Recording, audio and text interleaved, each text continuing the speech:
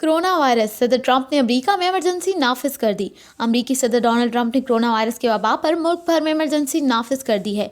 आलमी खबर रसाई इदारे के मुताबिक अमेरिकी सदर डोनाल्ड ट्रंप ने हंगामी प्रेस कॉन्फ्रेंस कोरोना वायरस की वजह से मुल्क भर में इमरजेंसी नाफिज करने का ऐलान कर दिया है। यह ऐलान मुल्क में कोरोना वायरस की वजह से होने वाली 41 हलाकतों के बाद किया गया। अमरीकी सदर ने नेशनल इमरजेंसी के नफाज के लिए अपने मखसूस सदारती इख्तियारात इस्तेमाल किए, जो कि अमरीकी तारीख में बहुत कम बार इस्तेमाल हुए हैं। कौमी इमरजेंसी के नफाज से फेडरल इमरजेंसी मैनेजमेंट एजेंसी को रियासत और मकामी इंतजामिया की मावनत और मदद करने के इख्तियारात हासिल हो जाएंगे।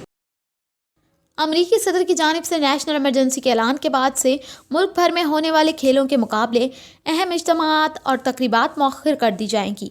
दफातर को एक हफ्ते के लिए बंद करने पर गौर किया जा रहा है, जबकि आइंदा एक हफ्ते में 14 लाख अफराद की स्क्रीनिंग की जाएगी और एक माह के दौरान 50 लाख अफराद की स्क्रीनिंग की जाएगी।